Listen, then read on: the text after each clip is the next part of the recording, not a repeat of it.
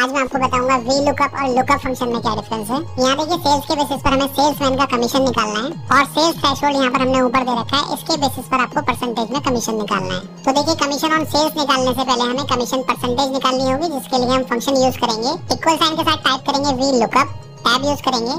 यहाँ सबसे पहले दे रखा है लुकअप वैल्यू, तो लुकअप वैल्यू में आपको वो वैल्यू देनी है जिसके बेसिस पर आप कमीशन निकालना चाहते हैं। तो यहाँ पर देखिए आपको जो बराबर वाली सेल है इसको सिलेक्ट करना है, कॉमा लगाना है। इसके बाद दे रखा है टेबल अरे, तो टेबल अरे में वो एंटायर डेटा आपको सिलेक्ट करना होता है जिसमें से आपको डेटा लुकअप कराना है। F4 से इसको फिक्स कर देना है, कॉमा लगाना है। आगे आपसे पूछ रहा है कॉलम इंडेक्स नंबर, तो जो आपने अभी टेबल अरे सिलेक्ट की थी उसमें से आपको कौन सा कॉलम देखना है, फर्स्ट कॉलम देखना है या सेकंड कॉलम देखना है। तो यहाँ पर हमें क्योंकि परसेंटेज लुकअप करानी है तो कॉलम इंडेक्स नंबर 2 देना है, इसके बाद कॉमा लगाना है। देखिए यहाँ लास्ट में आपको रेंज लुकअप में ट्रू और फॉल्स दे रखा है। ट्रू का मतलब होता है अप्रोक्सीमेट मैच और फॉल्स का मतलब होता है एग्जैक्ट मैच। तो यहाँ पर जो आपको सेल्स के बेसिस पर कमीशन परसेंटेज लुकअप कराना है वो एग्जैक्ट डेटा पे नहीं कराना, अप्रॉक्स में ही कराना है, क्योंकि आप देख सकते हैं यहाँ पर जो सेल्स दे रखी है नीचे वो अप्रॉक्स में दे रखी है। आप ऊपर देख सकते हैं जो सेल्स थ्रेशोल्ड आपको दी हुई है उसमें और जो नीचे सेल दे रखी है वो सेम नहीं है, अप्रॉक्स में ही हमें आंसर चाहिए। तो यहाँ पर अप्रॉक्सीमेट मैच के लिए हमेशा ट्रू यूज किया जाएगा। जनरली वैसे हम वी लुकअप में एग्जैक्ट मैच ही यूज करते हैं, लेकिन इस केस में हमें यहाँ पर अप्रॉक्सीमेट मैच निकालना है, तो यहाँ पर आपको ट्रू सिलेक्ट करना है।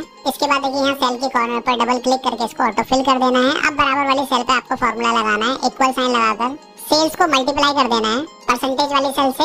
इसके बाद एंटर प्रेस करना है और इसको भी इस तरह से फिल कर देना है। आप देख सकते हैं कमीशन ऑन सेल निकल कर आ गया है, लेकिन अगर हम चाहें तो इसके लिए एक फॉर्मूला और भी यूज कर सकते हैं। देखिए यहाँ से हम इस पूरे कॉलम को डिलीट कर रहे हैं और यहाँ पर इक्वल साइन के साथ टाइप कर रहे हैं लुकअप। इसके बाद टैब यूज करेंगे।